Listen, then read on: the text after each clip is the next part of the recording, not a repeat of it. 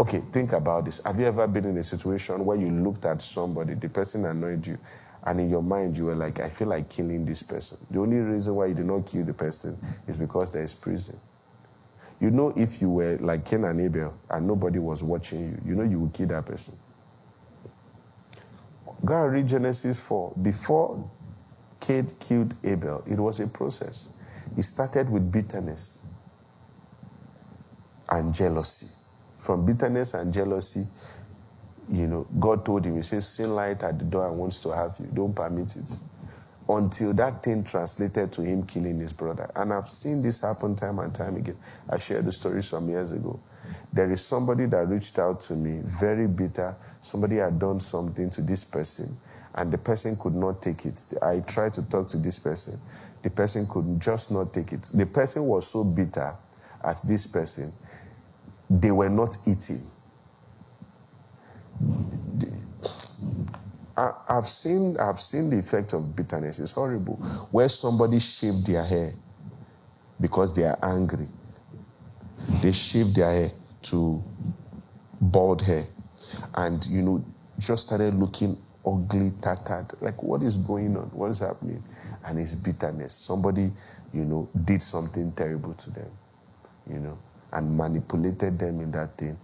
And tried to put them in a journey to make it look like they've lost their mind. And the person didn't take it well. Well, see, long story short, that girl killed that person. Real life. So let's go straight to it. We've been doing the how-to series, and I'm teaching this evening on how to deal with lustful thoughts. How to deal with lustful thoughts. Okay, so that's what we're going to be talking about this evening. So let's get straight to it. Now, I'm going to give an explanation. I'll see if I can give one or two illustrations here and there, and then I'll tell us how to deal with it. Okay? So, what are lustful thoughts? Lustful thoughts are uninvited or invited thoughts. Uninvited or invited, because some uninvited, some invited. And invited meaning we open our ear gates, we open our eye gates to, you know, these different types of information all around us. And then some of us expect that, you know, nothing is going to happen. You are watching scary movies, you are watching, you know, sex movies and, you know, all these kind of things. Anyways, lustful thoughts are uninvited or invited thoughts that use desires to create distractions. They are often distorted images. They are often distorted images, fantasies, or urges that want your agreement, not just your attention. They want your agreement, not just your attention. I remember some maybe weeks or some months ago, I went to dinner with some people in church, and some people were gisting me about something called fetish. For some reason, I thought I was very exposed, but that was the first time I ever heard it in my life. It's church people that are spoiling me.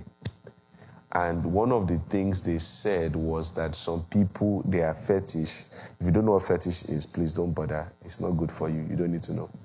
Yes, it's like fishing. Anyways, you don't need it. So some people, their fetish is to poo. And people eat their poo. Or for someone to pee on them. You know? So you can see that these things are powered by demons to degrade the image of God. You know? And how do these things come? They come, quote and unquote, they call them fantasies. But these things are distorted fantasies. You see a full-grown man. I will talk. You see a full-grown man with chest. Why should man, you're a man, another man like you with full chest? There's nothing attractive about Larry to me. Nothing. He's a man. Like, all his body is hard. You know. That's when you know that this thing is Babylon's spirit. Demons are distorting things in the minds of people. Okay? So they are often distorted images, fantasies, or urges that want your agreement, not just your attention. So it's not just about attention. It starts with getting your attention, but where it's going to is agreement. They come through images, memories, imaginations, and desires that do not submit to the Spirit. They come through images, memories, imaginations, and desires that do not submit to the Spirit. Now, these thoughts sound like this. They sound or look like this. They sound like this. You are already thinking it. You might as well do it. That's how the thought comes. You're already thinking it. You can as well do it. They can come in form of you are married and your wife is no longer attractive. You deserve this. And your wife is not trying again. She's now big. She's now this. Why not? Just do it.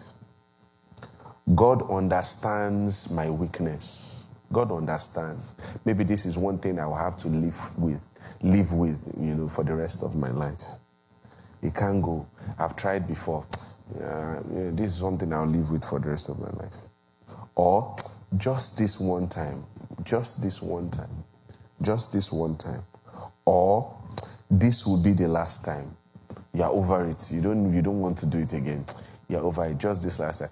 Every thief that they caught, they thought that was there. They will say this after this operation, I will not go again. That's when they always catch them. Because they said it the last time, they said it the last time, they said it the last time, and they never stop. So these are how these thoughts come. Now, why are these thoughts dangerous? Why are these thoughts dangerous? They are dangerous because they don't stop in your mind. They search for agreement in your body. They don't stop in your mind. They search for agreement in your body. That's one. Number two is they carry shame. They carry shame. And shame makes you hide from the one who can help you. No, let me talk about number one.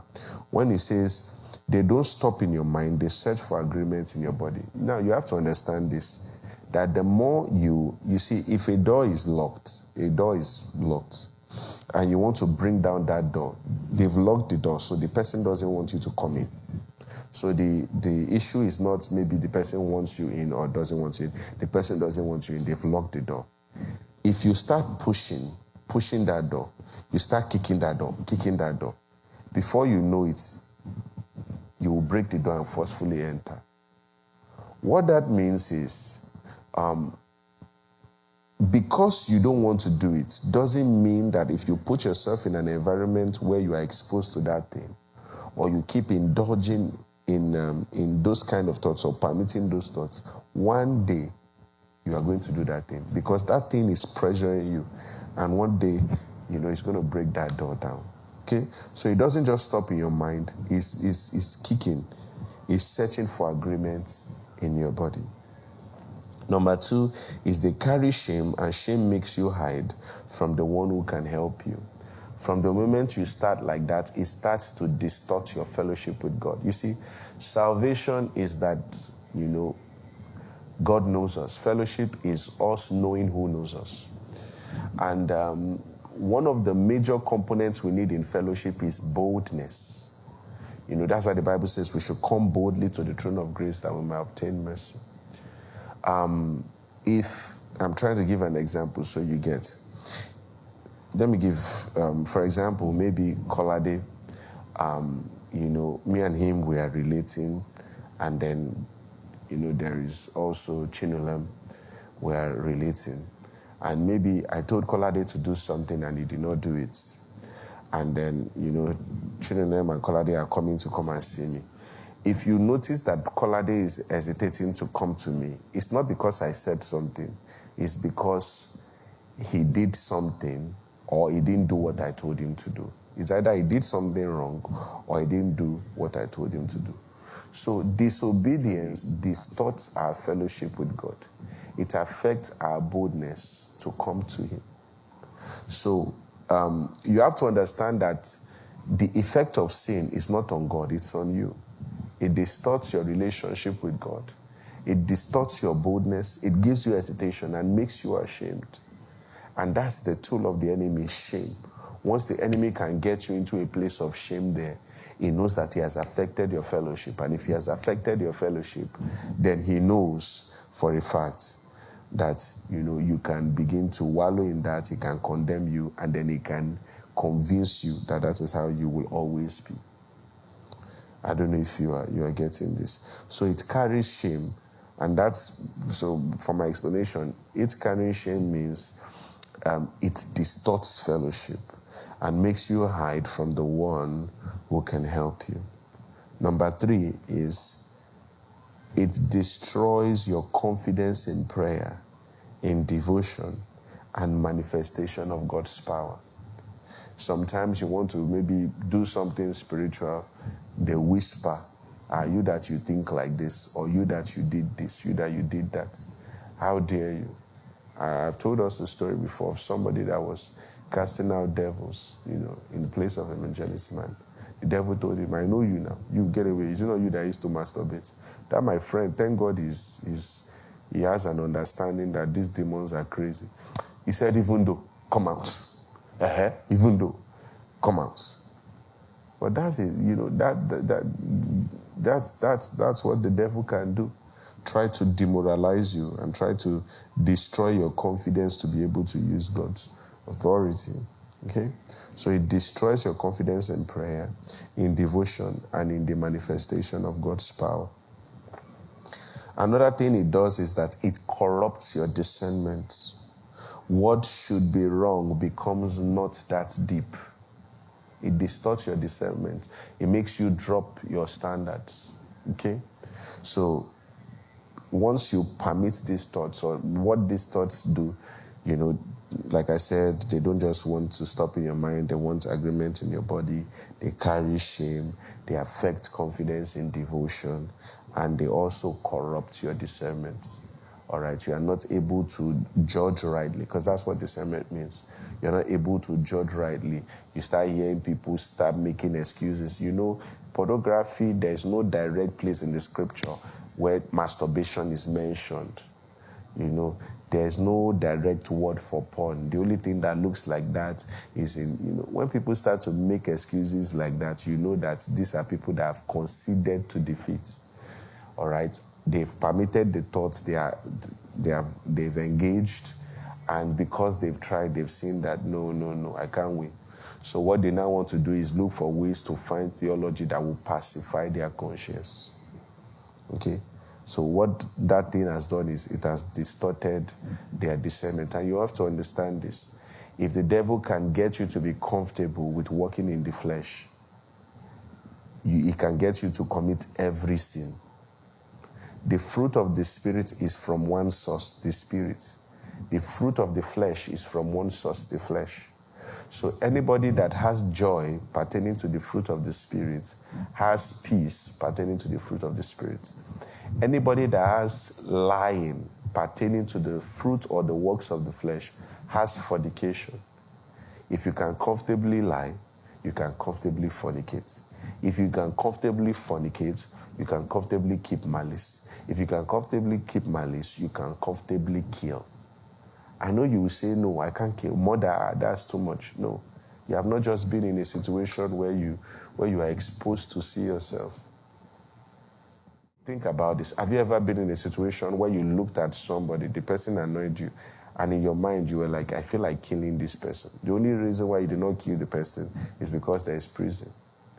If you were like Cain and Abel and nobody was watching you, you would kill that person.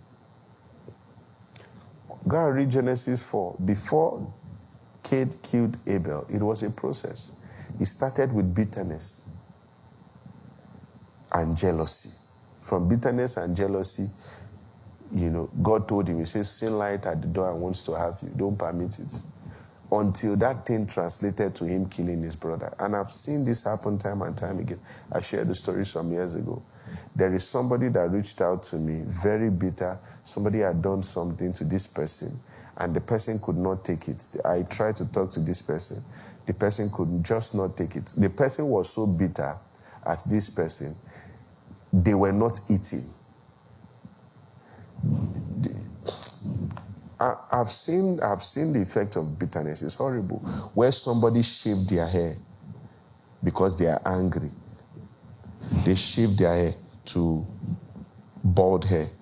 And, just started looking ugly, tattered. Like, what is going on? What is happening? And it's bitterness. Somebody, did something terrible to them, and manipulated them in that thing, and tried to put them in a journey to make it look like they've lost their mind. And the person didn't take it well.